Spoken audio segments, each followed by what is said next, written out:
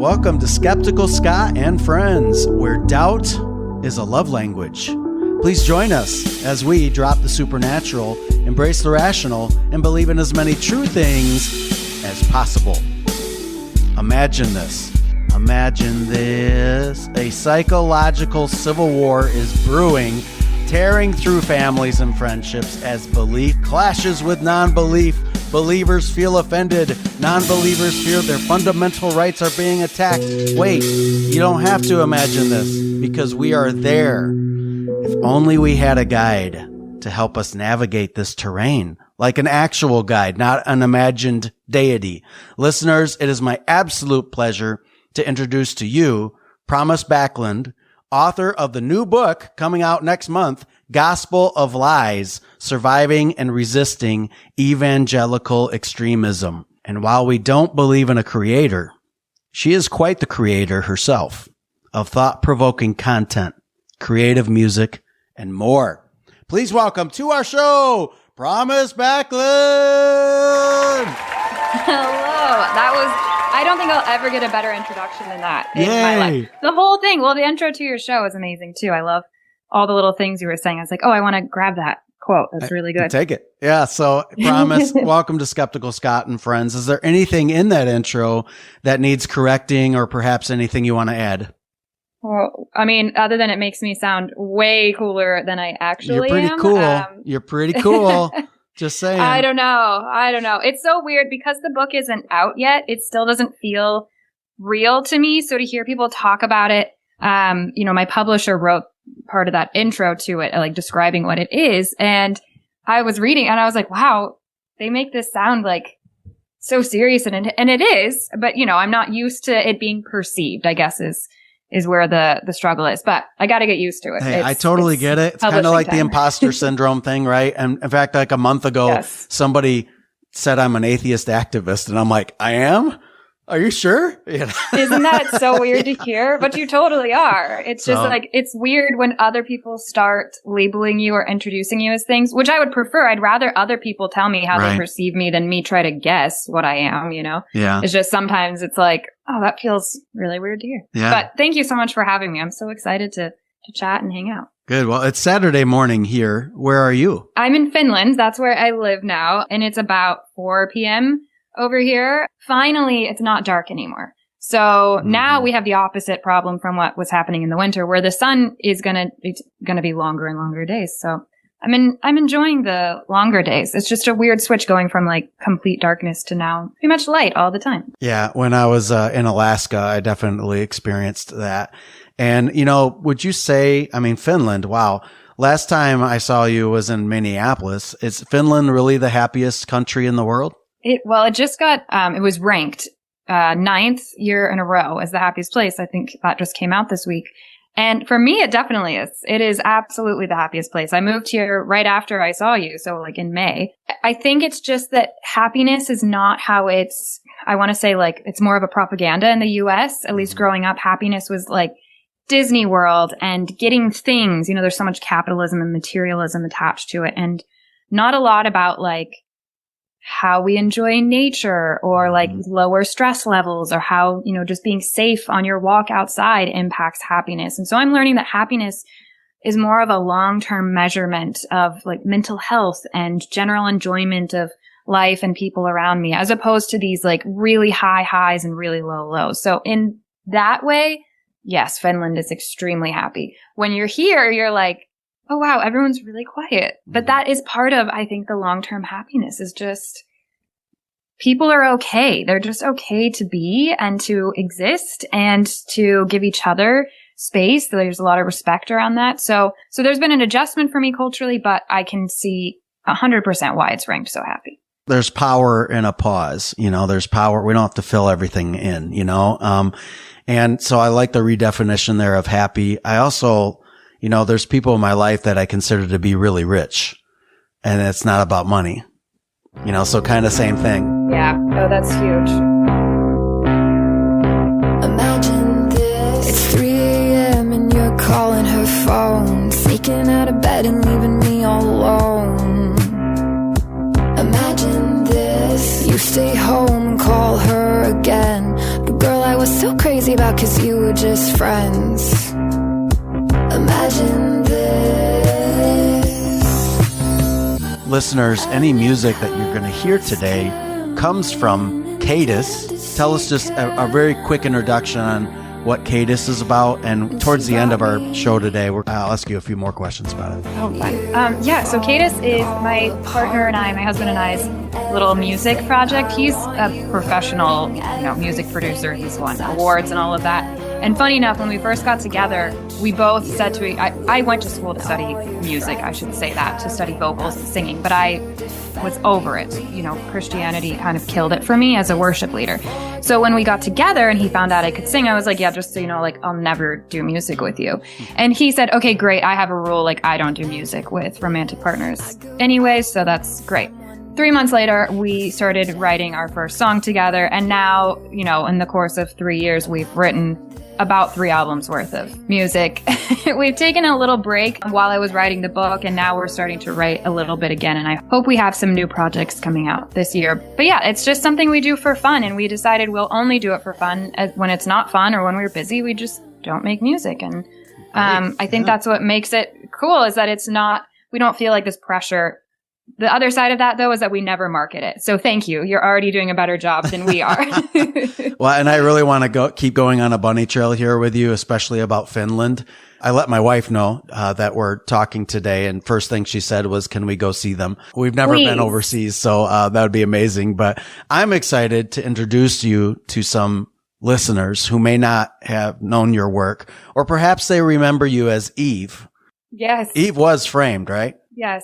That was my my little, I don't know if we can call it pseudonym, but yeah, I was trying to stay anonymous for a while. Yeah, same so here, right? I went by, yeah, right, exactly. We try, and then you realize, this doesn't go away. This doesn't just exist on the internet. So when I first learned of you through Eve Was Framed on TikTok during the pandemic. Okay, cool. Yeah, here's the 2 big topics we're going to be really looking at, which number 1 is, of course, your book, right? But also, second, just the need to create. I love that topic. You recently posted the following. You said that about 9 years ago, quote, I went through the painful process of leaving my evangelical faith.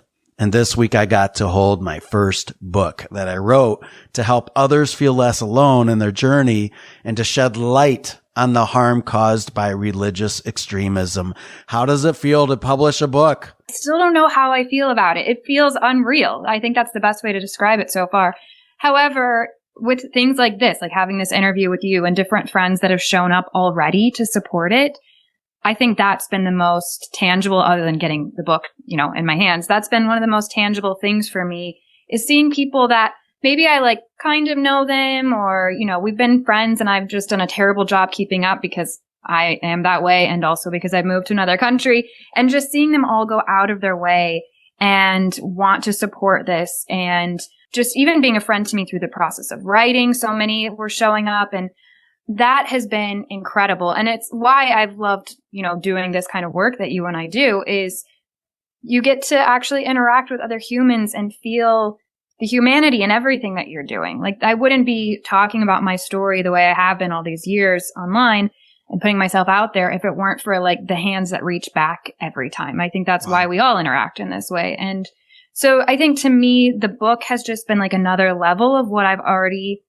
enjoyed with creating online, is that now I have something that I don't know that I would say I put more effort into it, but I put a completely different kind of effort into it. And now I'm being met by friends and acquaintances in a way that they haven't even had the opportunity to be there for me before. So it's cool to see that happen. And I don't know, it feels unreal, and also it feels really just encouraging. Awesome. Well, and I've seen the cover of the book. I love the color that you chose on that. It's bright. Oh, thanks. It's, yeah. So again, it's called Gospel of Lies. Gospel of Lies. Which is really intense. My publishing company and we worked on that. And when they presented, part of the title or whatever to me for the first time, I was like, oh, that's so intense. But it's exactly what we're doing here, right? So it's what the book is about. Yeah. Well, in that quote, that post, you had said you had started the painful process about 9 years ago. So I guess what I want to know is, where were you a decade ago? We're going to do it this way. Okay, let's talk vision, right? Did you ever remember being challenged at church to put on your God glasses, right? To see yourself and to see others the way that God does, right? So during your formative years, I'm going to just ask, how did you see yourself and how did you see the world?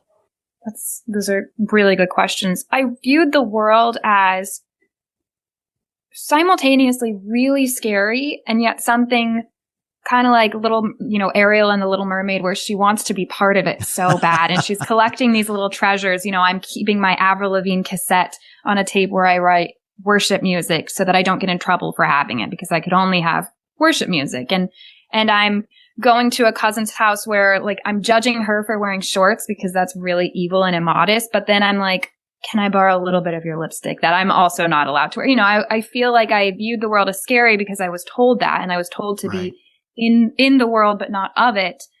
But it seemed like everybody was having a lot of fun and enjoying stuff that I wasn't supposed to. And so I viewed myself like a vessel in some ways, where I thought I had to keep getting rid of parts of my personality to make space for God, more of God, less of me. And I also viewed myself as like an enemy. Like I had to watch out for myself because of these things where I'm like, oh, I love this and I love that. And it's not, people love to say, oh, you left so that you could sin. That's not where my struggles were. They were just in like, oh, I just wanted to enjoy some music, or I wanted to feel the lightheartedness that others seemed to be experiencing, where I was laying awake at night, just like playing the crucifixion in my head over and over and over again. And so I viewed myself, I think, as like this typical like sinner that needs to watch out and just try to control herself, and mostly intellectually control herself. And I definitely was walking a tightrope between those views. Man, I'm hearing the constraints, I'm hearing there's danger signs everywhere but they're not like physically there. So I got to be on alert, So I hear some fear and anxiety in that response. And I think a lot of us can really relate to that. We also hear that God is the one who gives us meaning and purpose, right? So, do you feel like there was a meaning given to you, Promise, as hey, this is your role in the world? For sure. I mean, my name, Promise Joy, was taken from the Bible verse. I can't remember which one it is, just like one of the only verses I can't remember. Something about the promise of the joy of harvest. So I was told since I was really young that I was called to bring lots of souls to God. So my calling on the one hand was just this broad, funny enough, like it felt like being called to be a robot to God, which is funny because you're also told, well, you have free will so that you're not a robot. But it still felt like I'm called to choose to be a robot. And then also there was a specific calling that I was told many times, that I was supposed to be a worship leader, and that I was called to, bring fame to God's name. That's how I found purpose. That was it. And I write about it in my book. There's a whole chapter on purpose, because I think that's something we all struggle with in general in life. And you definitely struggle with it, I think, in a worse way, because it's put off until your adult years if you don't question it till you're an adult. Otherwise, you kind of go through that angst in your teenage years. But to me, leaving religion in my, mid-late 20s, I was like, why do I feel like a 16-year-old that's like, what am I even doing here anyways, But it's because it delays it, because you've been outsourcing that purpose. Well, 10 years ago for me, it was kind of when I really went through the struggle as well. So I congratulate you, because it took me way too long. It took me till mid-30s, 40s to finally come to terms with that. I saw a guy on the side of the street. He held up a sign. It said hugs for free, but when anyone got close, he'd just start to scream. And I've never related more to anything. When I was a kid, I was scared to sleep. You take off your God goggles, you've updated your prescription, and I bet it made you see your upbringing a little differently. Like things that were a little blurry before come into focus. So when you started to peel back the layers, what did you see? That's a great way to put it, peeling back the layers, because I think I'm still discovering all the time. I mean, even living here in Finland now, I'll share little stories about the way I grew up that I think are totally normal and I don't even think of as being attached to my religious trauma. And then like my in-laws are looking at me, are you okay? Like, how are you all right? And I'm like, no, everybody experienced that. They're like, no, none of us. Like, that's not normal. So I think a lot of it is learning to just embrace these new discoveries as they come. Like, oh, maybe that's why I struggle so much with this. Or that's really sad that that happened to me or that I experienced that. And it's really cool that it actually doesn't seem to have impacted me. It just depends on what the issue is. But I think it comes and goes in waves too, because at first I went through like the angry phase where I'm just like, how could anybody let that happen to a child? How could anybody indoctrinate me in that way? How could somebody want to raise a child that way? And people were lying to me. And then you reach the point where you're like, yeah, but I was duped too. So I have like grace for them. And then you reach another layer and you're like, no, but that was really messed up. That was not cool. So it is, like you said, it's layers and it's waves.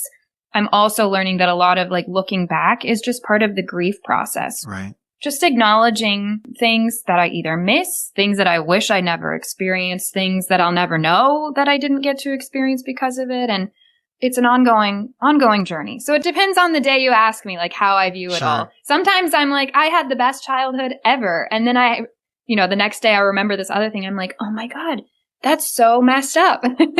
Again, I think a lot of people can relate to what you just said. In your book, I'm sure you're going to name some of those specific events, experiences that now in hindsight, you're like, oh my gosh, right? Can you name one right now that maybe that your Finnish family was like, huh? Really? That happened? Yeah, there's a lot. And I do go into that in my book, although probably not as much as people think. Maybe there's like a story or two per chapter because I don't want to project my experiences onto everybody else's. But one of the ones I talk about in the book that definitely, like, my husband laughs and then also is like, what the hell is going on with you? One of my earliest memories is when I was at my grandparents', and my grandparents were lifelong missionaries and pastors and everything. But in their older age, they would let my sisters and I come hang with them when they moved back from Peru. And I remember sitting under the piano bench, and my grandfather comes over to me and he's like, what are you doing right now? And I said, I am talking to Satan. And the response was like, kind of like the face you're making at me right now, like with raised eyebrows, like, what are you doing? And I was like, well, I just was thinking, like, if I can convince Satan to apologize, then Jesus will forgive him, because Jesus will forgive anybody that repents. And then the world will be saved and we'll all be okay. So looking back on that, just like the sense of responsibility that this little child was carrying. Already I'm, the oldest daughter of 4, so that'll do it too. But then you add on this spiritual warfare that I've been taught, which apparently I wasn't supposed to talk to Satan. I didn't know that part about spiritual warfare. You just had empathy for Lucifer. That's all. I did. That's the toxic empathy they're worried about. Like, poor Lucifer. Yeah. But that was like a really common, but to be that young, having that conversation. Yeah. Yes. So things like that, that's one of the, maybe at least to me, less traumatic things, but still extremely weird, that gets people kind of side-eyeing, like, what? Well, and great example there. And I do appreciate how you said this is not just going to be me processing my trauma for all y'all to see, right? It's more of a, yes, here's some examples, but what's that mean for now? I mean, it truly is a guidebook, right? That's how in the introduction, I'm like, hey, this is a guide in terms of, well, how do I deal with today? Let's bring us to today, right? You've updated your prescription yet again. You have 2026 vision, and your book helps us all get an update on that. What do you hope this book does for us right now as things stand? I hope it makes people feel empowered to be more curious. What I don't want the book to do is to make somebody feel like, oh, that's great. That's all I needed. Because I specifically don't want to offer answers. I want to offer kind of what my content already does, a bunch of questions, and maybe kind of offer some of the paths intellectually that I've gone down that have helped me start thinking through these things. But I want it to help people learn how to think, not what to think. And I want them to feel excited about that and less afraid. Because I don't know about you, I was so afraid when I first started questioning stuff because it just felt like I was going to go off the rails. I didn't know that other people existed, that somehow I thought I was like the one person raised in evangelical culture that was like, maybe this isn't real. So I want this book to be first and foremost helpful to those, but I also made it pretty broad in that I think it would also be helpful to people like my husband who did not grow up in any of this and just wants to learn more about it and understand. So maybe like somebody who has a partner that experienced this and is like, what is this whole world about? Or just somebody in general who maybe likes to debate religious people. I think it's got some good pointers in there too for just some honest conversation and debate. Yeah, the common things we hear as a pushback. Can you think of an example right now that you address in your book? Sure. Yeah, each chapter actually has a section where it's called Common Arguments You'll Hear. And so I list based on the topic, because that, like you said, like that's what we need help responding to a lot of times. And a lot of times we know inside what we think our answer is, but it's really hard to remember how to communicate it when you feel under pressure. So I wanted to make it easier for people. So some of the things are, there's a chapter on the fear of hell.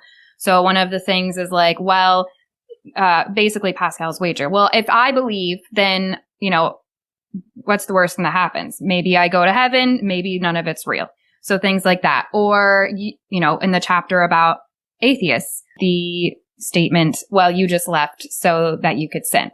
How to respond to stuff like that. How do you measure your morals? How do you, like all of that kind of stuff, right? Yeah. Exactly. All of that. And then like, oh, so you just think that we're monkeys? Like those kinds of things. And then a little bit more abstract ones, but a lot of the really like typical responses are addressed in there.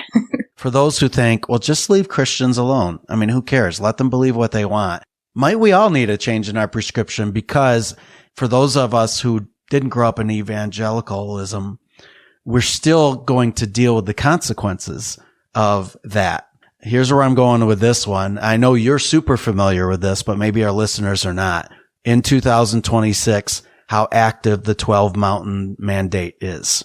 Oh, the 7 mountain mandate? It's called. I don't know. 12 mountains, 7 mountains. I don't know how many mountains. All right. So can you introduce to our audience just that framework? Because once you see the framework, you see it around you. Absolutely. So that's, a huge part of my background. One of my family members, I guess I say this all the time, so I can say it. My dad wrote one of the main books on the topic, all about this thing called the 7 mountains. And it's a sort of theology that the charismatic evangelicals have been running with. It's part of like the Project 2025. People are really into it. Charlie Kirk, worked with my family ministry. Like that's how much he was into 7 mountain stuff. But the 7 mountains are the 7 different areas of society that some Christians believe they're called to, quote, take over or dominate, or as my family puts it, influence. Mm-hmm. In order to, it sounds like a video game. Like if you just, take over each 7 areas, then you get the kingdom of heaven on earth. Yeah. Yeah. So that's what they think. And that's why you've seen like years and years and years, or maybe not seen, but now we're seeing the repercussions of them sending kids to school to go be politicians. They have been sending people to train to work in hospitals, to train to work in schools, and to be pop stars. And to, I was working in Bible studies in LA with these celebrities that are, there to help influence and take over that mountain of entertainment. That's one of the mountains is entertainment. There's education. Mm-hmm. There's the economy. I don't remember all of them anymore. I don't know the exact mountains, but, I think of education, for example, how it's being attacked right now through, this would be why you see book bannings, right? This would be why you, as in a previous episode of mine with LifeWise Academy, where they're trying to take kids out of school, to get some Bible education, right? I shouldn't say they're taking it out of school. It's in the school day, but to go by the law, scary. Right? We will just kind of pull you out on a red bus. Interesting. It's red, right? Anyway, I could go on and on. But that's where, man, when you see that, you're seeing the tools that our current leaders are using. Mm-hmm. You see even in the military, right? Expanding chaplain programs or networking along faith in the military, or bombing brown people who don't think like us, right? So it's like every category they're moving forward on. you know, and I think your book is timely for that reason. And I hope so. I hope it helps. Yeah, that was a big thing that I actually talked with my publishing company about and they were, shout out to them if they hear this, they were absolutely incredible and on every way. But I told them in the beginning, can we try to rush this and get it out before the midterms? Just if there's any hope of some people reading this and it helping them change their minds. And they were amazing. We all worked really hard together on getting it done quickly. And because this whole Seven Mountain thing, that's why I speak out. That's why, funny enough, it's probably why I have any kind of skill set in this area, because I was trained to be an influencer, you know? And so it never left. I remember when I first left the church, I was like, oh, thank God. Now I can just like go be shy and quiet and do my own thing. And like, I went to school to study skincare and all this. And I was just going to like work in a little spa. And then January 6th happened. And I was like, damn it, I got to talk about this stuff. I can't be quiet. I know too much. I know way too much. And so I'm really hoping that the book will help people that are trying to escape from that. I think every extreme thing that this administration does, which is a lot, a new wave of people start being like, hey, wait a second. There's some dissonance. Yeah. And if we can catch some of those, I think that would be amazing. So we'll see. I talk about that a little bit in the book. It is a huge motivating factor for it existing at all. So again, even if you weren't raised evangelical, you're going to find something in this book that I think will help you kind of deal with 2026. For sure. So Promise, I'd like you to pick speaking of Seven Mountains, I'd like you to pick a number between 1 and 7. Okay, let's go with 5. All right. The 5th person to email me at heyskepticalscott@gmail.com, you have to put Gospel of Lies, or you can put lies. It's all lies. On the day this episode launches, I will pre-order the book for you. Everyone else though, hey, get that pre-order in. Hey, how are pre-orders doing, Promise? Pre-orders, I'm so excited. My publishing company, we have like little, monthly updates and they shared with me this last time that it's the highest pre-orders they've ever seen for one of their books. And they're a smaller publishing company. Because of that, I think I've gotten to talk to them a lot more and everything. It's been a really great relationship, but they're under a large publisher, Macmillan. And so it actually makes them look really good. It makes this book look really good that they're, that's being brought up in meetings. And so thank you to everybody that's already pre-ordered. Those apparently are extremely important to authors and especially first-time authors. If you don't want to pre-order from someplace like Amazon, Barnes & Noble is another one. And you can also just call your local bookstore and request that they get it in at some point. So it's not quite the same as a pre-order, but then, they'll have it in the store. And like you said, it's like a big, bright orange book that says Gospel of Lies right on the front. And so I'd like for it to be on as many shelves as it can be so that people see it, because it will be in the section for religion. And that's great too, by the way. Yes. So yeah, let's get those pre-orders in, y'all. And in the show notes, you'll see a link directly to the book. Oh, wait, did you hear that? I hear some music. It's time. It's time for the Skeptic of the Show. I saw you survive it, your head above the water. I watched how you struggled, refined like a firewalker. I saw you. Here's the quote. Okay. Easier to want you in stone than in flesh. Easier to champion if you were a man. Easier to love you now that you are dead. Whoa.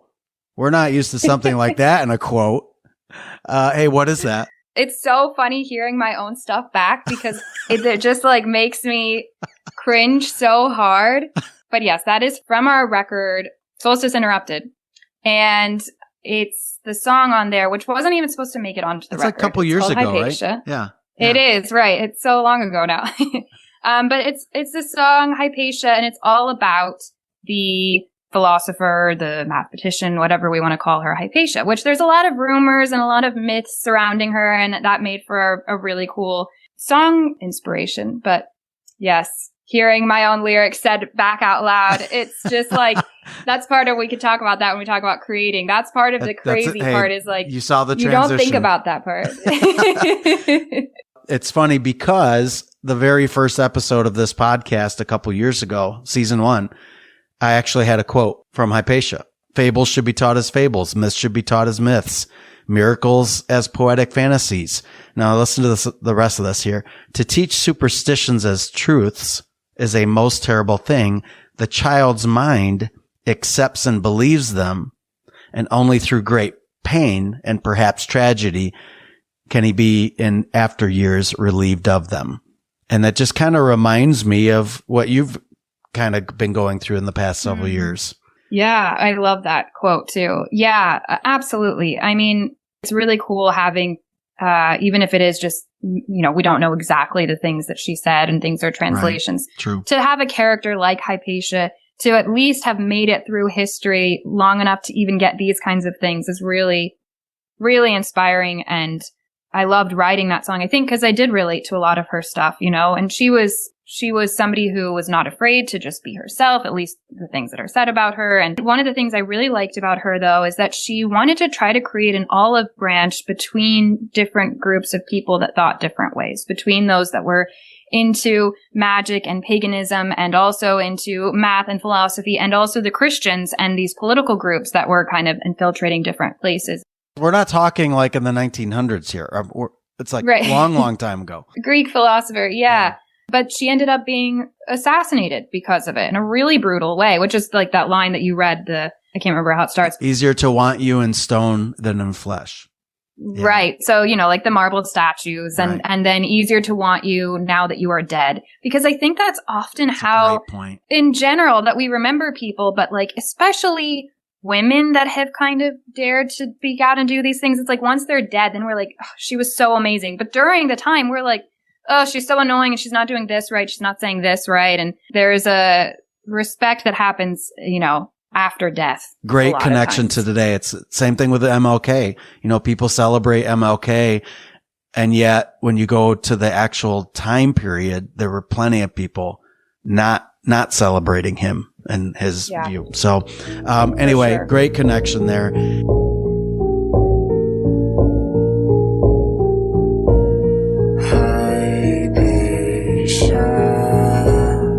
Easier to want you in stone than in flesh. Easier to champion if you were a man.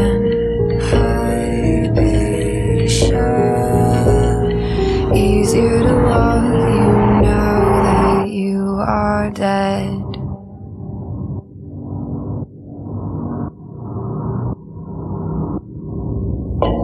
Did you dare go your own way home? Cross the path that you followed? Merry solstice to you. Thank you. Is that today? At the time of recording, we've just made the calendar move to spring, a time of rebirth. Would you say the past few years then have been a bit of a rebirth for you, right? Would you say that you've always been a creative?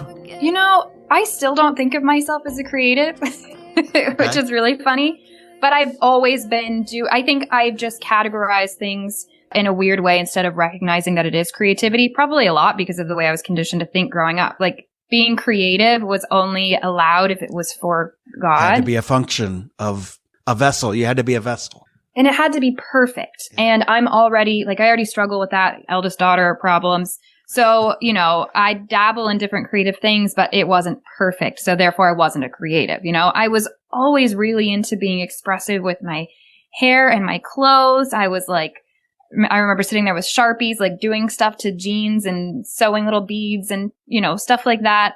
I really was into words though. I think that's the main way that I express creativity is through writing. And I was reading all the time, and that always makes me want to write. So I've been writing poems and songs as long as I can write. And I've never stopped. That's the one thing I've never stopped. I've stopped singing many times. I've stopped caring about clothes. I've stopped, creative expression in other ways. But my notes app is just, if somebody opened it and read it, they'd be like, what is this? It's just a bunch of weird sentences. I'll wake up in the night. You had a thought and you have to put it somewhere. Yes. I'll think of a really creative way to say that oh, that hurt my feelings. And then I'll go write all these things, and there's thread and needle and all the whatever. So I think creativity has been there all along. It's just looked different in different phases of my life. Yeah, you are expressing it right now almost as a need. I need to get this out. I need to put this out there. Absolutely. let's look at the last 5 years particularly. And now I'm talking a little bit more about, putting yourself out there.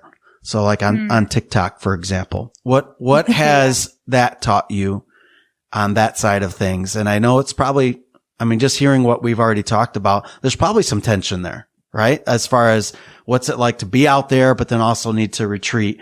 And I know I already asked the question, but let me take it a little further. There's a creative high, right? But then there's a need to take a break too. Yeah. What have you learned about that kind of creative process? Well, I've had from the very beginning, the only reason I even allowed myself on social media, because I kind of wasn't into it before that, was I made an agreement with myself that I would not put stuff online publicly unless, one, I really wanted to make that piece of work in that moment. And I also had to be comfortable if I end up being wrong, like discussing that publicly as well. And I've kept that agreement with myself. I have never posted content when I didn't feel like making it, which is why, sometimes I disappear for a couple of weeks and then I'll post one thing and then I'll go away. And it's terrible for your algorithm. It's terrible for like getting more people to follow and all of that. But I will not let myself think that way because I don't want to I already am part of the machine. I don't want to become that way even more. Yeah. So I think that's a big part. Just like my husband and I's agreement with music, like we are not going to ever force ourselves to write something. And that's why we've taken a little bit of a break because we've been really busy and focused on some other stuff right now. And so if I don't feel it and I don't feel inspired to talk about something, I'm always going to err on the side of not saying anything. That gets people frustrated with me sometimes. They want me to have something to say about everything. You're the expert in every category. Come on. No. Right. Yeah. And it's like, no, I am not. I did not ask for that. Yeah. Exactly. Come on, influence me. Influencer. Come on. That's how it feels for sure. So I think just like not succumbing to that and to letting it be, like you said, kind of a need and letting it only come out of that. Like, right. I've got to say this. I've got this thing to say. I'm willing to stand by it or stand away from it publicly, whichever needs to happen. And that's why I will create it. But otherwise, I'm not going to. I think you're right. Like that retreat, that pulling away from stuff oftentimes creates where you want more. Like I was just on the first real vacation I've been on in years with my husband. We went to Lisbon just for fun. And I didn't, check my phone hardly at all and found myself like really wanting to sit, having some ideas of stuff that I'll be now working on this week. So I think it's a good thing to let yourself, like, I'd rather it bubble up and over rather than like trying to pull something out all the time. Mm-hmm. Yeah. It just, again, back to seasons. It's pretty natural, right? It's natural to have a rebirth, but before that is a stillness. Absolutely. Did you know that I'm talking about a bunny trail. In the middle of winter, there are lightning bugs. They're just underground as larvae. Oh, is that where they go? Yeah. That's cool. Meaning it's a necessary step is to be in the stillness for something to be rebirthed. Yeah. So what's something you do then for self-care when you feel like, hey, this creativity is starting to feel like too much work right now? Like what's a self-care for you, Promise? Lately, because like you said, seasons, it changes, but lately and pretty consistently throughout my life, I love to cook. That's when I have fun. I've started doing some baking. I've never gotten into baking before, but I'm baking some bread lately. Yeah, cool. So that's been really fun. And self-care for me, this is going to sound crazy. It's also going to sound like I have a problem. Keep in mind, it takes me 3 hours to drink one beer. I love going to a bar. I want to find the dirtiest, grungiest bar I can find. And I just want to sit at the bar with a book. Yeah, a dive bar. And I want to either just enjoy being by myself and sitting there with a book, but like feeling lots of people around. That's cool. Even a quiet day at like a Monday afternoon pub is also fun for me. And then every now and then, like, you get to talk to a really cool person. I love to make friends with the bartenders. That's one of my favorite things. So a lot of times self-care for me can also look like going to the market to get something and then being like, you know what? I'm going to sit here at this bar for like 3 hours, drink my one beer and make a new friend. That's especially been fun for me to do here in Finland. I was doing this all the time in Atlanta when I lived there, but now I'm starting to get back to that and found the little grungy places. And what's really cool, because I don't always want to have alcohol, Finland is so cool about 0% alcohol or like 0.5%. They always have that on draft and everything. I feel like in the States, that's like a thing. So I can go and sit and just be like really having some me time and not even get wasted doing it. That's so cool. Well, hey, thanks for sharing that. I guess we're wrapping things up here, my friend. A compliment to you, but also to Jukka. Did I say that right, by the way? Jukka, but close. Jukka, okay. I'm not even saying it right, to be honest, but between the two of us, something there is. That's why I call him Caydus. I'll say Promise and Jukka. Thank you for welcoming my wife and I as friends a little over 3 years ago on the shores of Alabama. You remember that. I totally remember. And I know your husband and we had no problem swimming in the water that day, even though a lot of people thought it was too chilly, right? But you got a Michigander here. You got someone from Finland who's just like, hey, this is refreshing. This is great water. Yes.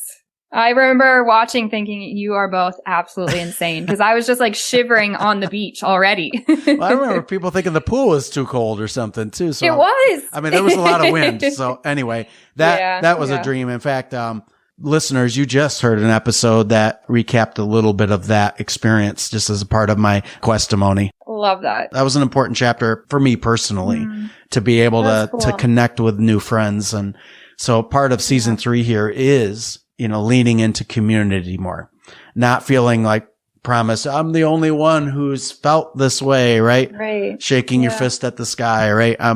We've got friends. And is there anything else then you want our listeners to know? You're an incredible interviewer. I feel like we covered so much. I'm so excited for the book to come out. I hope that people will, first, I hope they'll like it. If you don't, I still want to hear about it. I would love to hear reviews. I think that's what I'm really looking forward to because I want to keep writing. I'm already working on more books and I want to hear people's feedback and know how it hits them because one of the cool things about doing what you and I do where we interact online, kind of where we get quick feedback is we get feedback. And I don't always listen to that. That's not what controls what I do, but it is still helpful to know how something is coming across. And so I'm really looking forward to that. So thanks so much for giving me the opportunity to already go ahead and talk about it. Hey, you bet. Great point there. When you go to a pub and you speak to somebody, you can see their reaction. When you're on a screen, supposedly talking to thousands, right? At the same time, and you have no idea. You're like, I hope this is landing, right? So, yep. And your book, it's kind of like tattoos. Once you get one, you want to do another, right? So, for sure. Super proud of you for putting that out there, for taking the time. And thanks for being on Skeptical Scott and Friends. Thanks so much.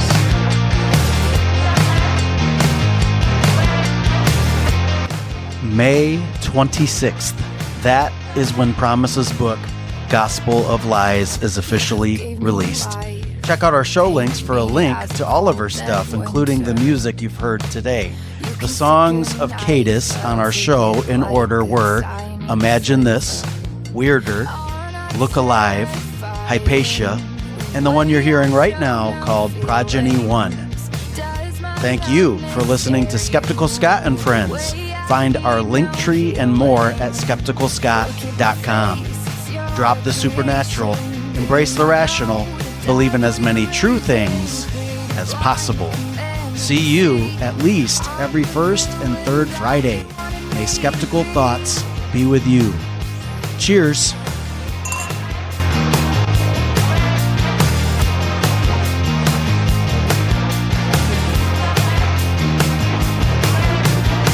Scared you with a mirror of your deepest, darkest habits.